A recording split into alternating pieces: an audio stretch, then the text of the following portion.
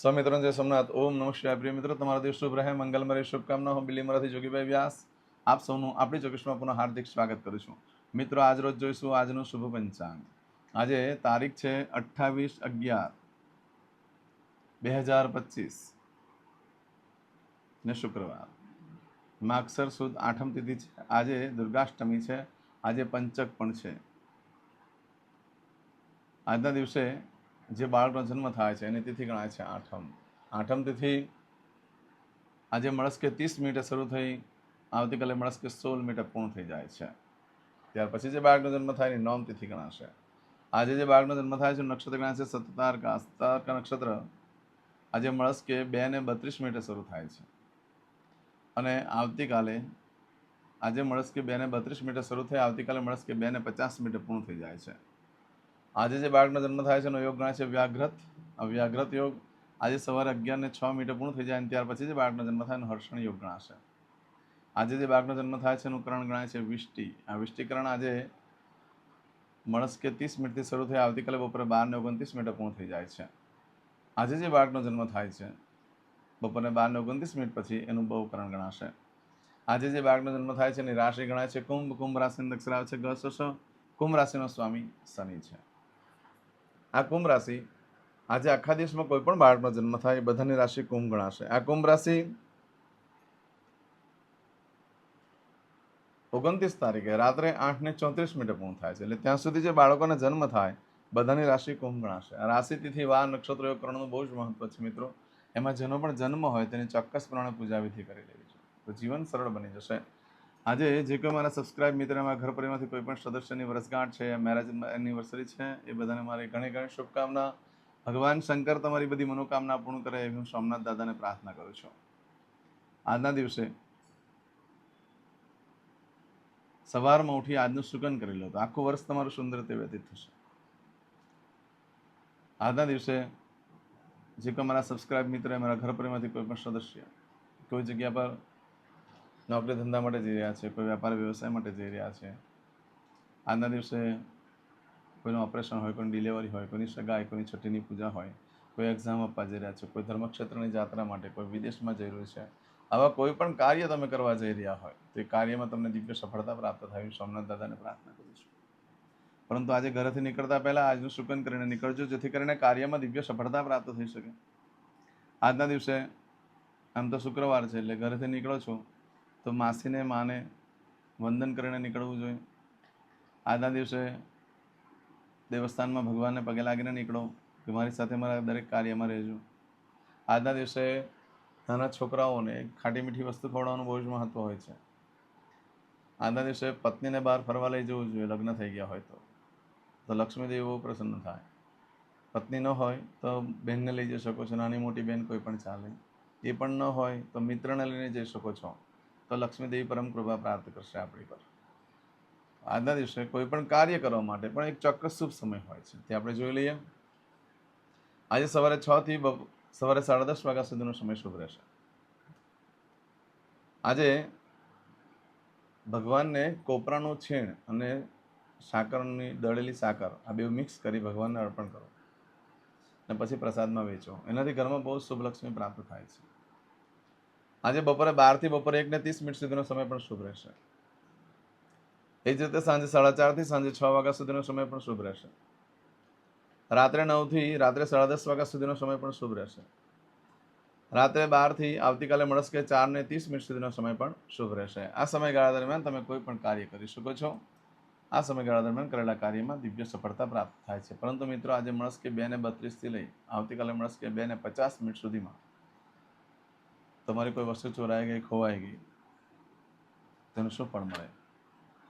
તે સિવાય આજે તમે કોઈ નવો ધંધો વેપાર ચાલુ કરો છો, કોઈ ખરીદી કરો છો, કોઈ વેચાણ કરો છો તો તેનું શું ફળ પ્રાપ્ત થાય તે આપણે જોઈ લઈએ. તો આજના દિવસે ખોવાઈ ગયેલી ચોરાઈ ગયેલી વસ્તુ 11 દિવસમાં મળી શકે, બાકી શક્યતા ઓછી. આજના દિવસે કોઈ પણ કાર્ય કરવા માટે શ્રેષ્ઠ દિવસ છે. ખરીદી કરવા માટે પણ શ્રેષ્ઠ, વેચાણ કરવા માટે પણ શ્રેષ્ઠ, કાર્યનો આરંભ કરવા માટે પણ શ્રેષ્ઠ. આજે સૌથી વધારે મહત્વનો દિવસ છે પૂજા પાઠ કરવા માટેનો. આજે જે મંત્રજાપ તમે કરો છો એ મંત્રજાપ આજે સિદ્ધ થઈ શકે છે. એટલે તમે નિત્ય જો પૂજા કરતા હોય તો આજે ચોક્કસ કરવી જોઈએ તો એ પૂજા સિદ્ધ થાય છે, એ કાર્ય કરતી થઈ જાય છે. તંત્રિક માર્ગમાં જે કાર્ય કરતા લોકો છે, જે તંત્ર પ્રયોગ કરતા હોય છે, તંત્રનો તેમજ કોઈ મંત્રને સિદ્ધિ કરવાવાળા વ્યક્તિઓ છે એ બધા આજના દિવસે સિદ્ધ કરતા હોય છે. આજના દિવસે કરેલું કાર્ય સિદ્ધ થઈ જતું હોય છે. આજે દિવસે ખરીદી કરો છો, વેચાણ કરશો, ધ્યાન રાખો. તમારી પર મેલી વિદ્યાનું મારણ તાણ પણ થઈ શકે છે. તમને કોઈ છેતરી શકે, તમારી સાથે છલ કપટ કરી શકે. માટે એ વસ્તુનું ધ્યાન રાખવું જરૂરી છે. આજના દિવસે એકદમ મોંઘી વસ્તુ તમારી પાસે સસ્તામાં કઢાવી શકે. એ બધી વસ્તુ થોડું ધ્યાન રાખજો. આજના દિવસે નવ વસ્ત્ર તો ભૂલમાં પણ ધારણ ન કરશો. નવ વસ્ત્ર ધારણ કરવાથી રિએક્શન આવી શકે. ઝેરી ચીજ વસ્તુથી પણ દૂર રહેવું. કૂતરું કરડવાનો પણ પ્રસંગ બની શકે નવ વસ્ત્ર ધારણ કરવાથી. દવા લેતો હોય તો ખાસ આજે નવ વસ્ત્ર ધારણ ન કરશો, એનું રિએક્શન થઈ શકે છે. આજના દિવસે ઇન્ટરવ્યૂ આપવા માટે પણ શ્રેષ્ઠ, ખરીદી કરવા માટે પણ શ્રેષ્ઠ, નવું વાહન પ્રથમવાર ચાલુ કરવા માટે પણ શ્રેષ્ઠ, પશુની ખરીદી કરવા માટે પણ શ્રેષ્ઠ દિવસ છે. આજના દિવસે આવું બધું જે ફળ છે, આજે મળસ્કે 2:32 આવતીકાલે મળસ્કે 2:50 સુધીમાં તમને મળે. આજે કરશો આજનો સંકલ્પ. યુટ્યુબ ઉપર કોમેન્ટ્સમાં જય સોમનાથ ચોક્કસ લખજો. આ વિડીયો યુટ્યુબ ઉપર જોવાનો આગ્રહ રાખો તો વધારે મહત્વ રહેશે. આજે મારા દીકરાની વર્ષગાંઠ છે, એને પણ મારી ઘણી ઘણી શુભકામના. ચમચીમાં દરેક જણા પાણી લઈ લો.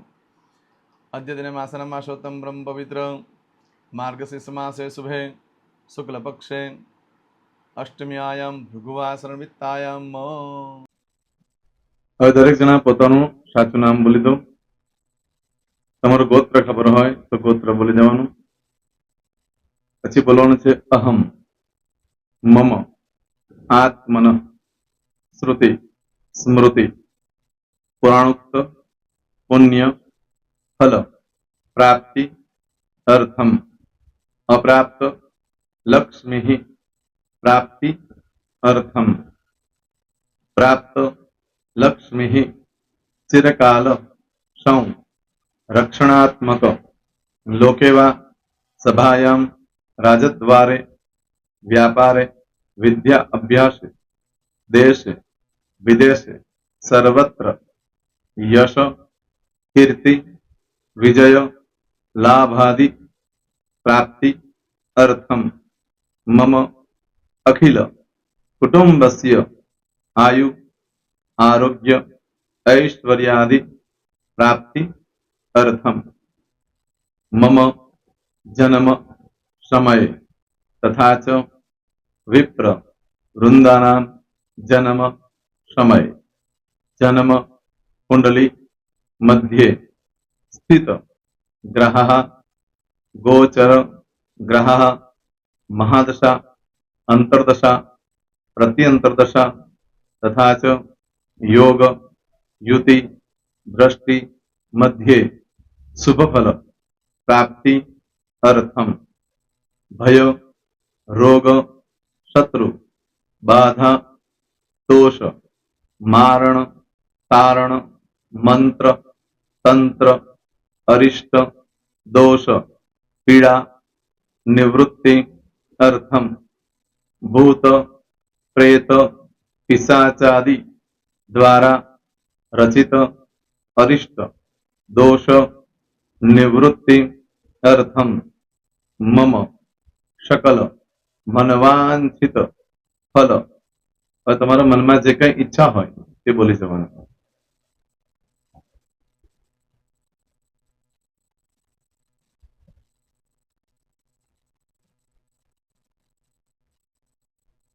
બોલવાનું અનુસારતઃ सकल मनवांछित फल प्राप्ति अर्थम. હવે જે બરકતની પૂજા વાળા છે એ લોકો તો આ બધું બોલવાનું જ હોય છે, એ લોકો માટે કોઈ સ્પેશિયલ નથી. પણ જે લોકોએ હવે જે કહું છું તે લોકોએ જ બોલવાનું.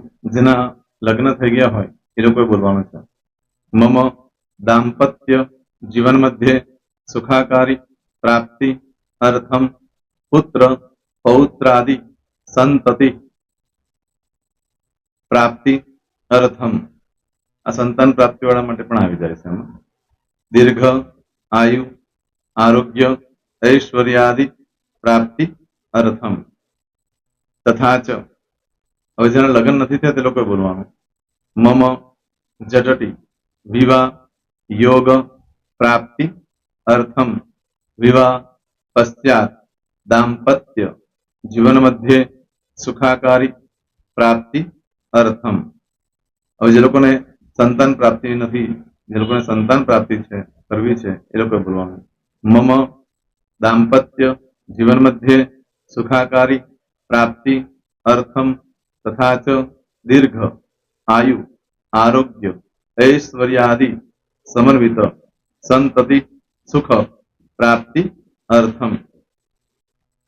હવે જે અભ્યાસ કરી રહ્યા છો છોકરાઓ વિદ્યાર્થીઓ છે તે લોકોએ બોલવાનું છે મમ વિદ્યા અભ્યાસ મધ્યે ઉત્તરો ઉત્તર પ્રગતિ ઉન્નતિ સાનુકૂલતા પૂર્વક દિવ્ય સફળતા પ્રાપ્તિ અર્થમ.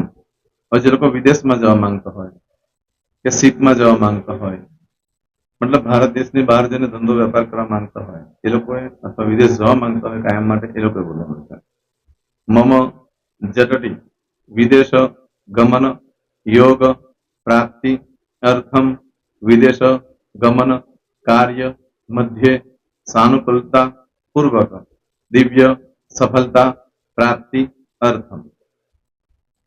આરોગ્ય વાળા બોલવાનું છે, જેને આરોગ્યની પૂજા આપેલી હોય એ લોકોએ. એમ તો દરેક જણા જ બોલવાનું છે. બોલો મમ આયુ આરોગ્ય ઐશ્વર્યાદિ પ્રાપ્તિ અર્થમ.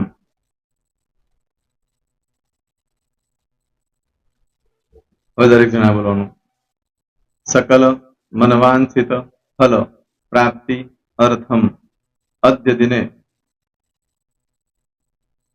પ્રધાન દેવતાનામ નિત્ય દિન અનુસાર્ધ પૂજન અર્ચન કર્મણિ અહમ કરીશ્યે. પાણીવાળી થાળીમાં પાણી મૂકી દેવાનું છે. હવે તમારી બધી પૂજા જે મેં આપેલી છે એ પૂજા થઈ જાય, અથવા તો તમે રોજ પૂજા કરતા છો, મારી પાસેથી નથી લઈ ગયા, એ પૂજા થઈ જાય પછી ફરી પાછી ચમચીમાં પાણી લેવાનું. અહીંયા વિડીયોને સ્ટોપ કરી દેવાનું. પૂજા પતે એટલે પાછું આગળનું કરવાનું છે. અહીંયા વિડીયો સ્ટોપ કરી દેવાનો અને પૂજા પતે એટલે બોલવાનું છે વિષ્ણવે વિષ્ણવે વિષ્ણવે નમો નમઃ વિષ્ણુ સ્મરણ સર્વમ પરિપૂર્ણ અસ્તુ. એતાની ગંધ પુષ્પ ધૂપ દીપ નૈવેદ્ય તાંબૂલ દક્ષિણા પ્રદક્ષિણા સહિત પ્રણુ મમ સકલ મનવાંછિત ફલ પ્રાપ્તિ અર્થમ પૂજન અર્ચન પ્રિયતાન નમમ. પાણી મૂકી દેવાનું, પાછું પાણી લેવાનું. પૂજન અર્ચન બ્રહ્માર્પણમસ્તુ. નીચે જમીન પર પાણી મૂકો, એમાં આંગળી ઘસી કપાળમાં તિલક કરી દો. કપાળમાં જમીન પર પાણી મૂક્યું છે એમાં. ત્યાર પછી ભગવાનને કહેવાનું કે હે પ્રભુ, આજે પૂજા કરતા કોઈ પણ પ્રકારની ભૂલચૂક થઈ ગઈ હોય તો અમને ક્ષમા કરજો. અમે તમારા બાળક છીએ પ્રભુ, તમારો ખૂબ આભાર માનું છું. આજે મારી પાસે તમારી પૂજા કરાવી, મારી મનોકામના પૂર્ણ કરી.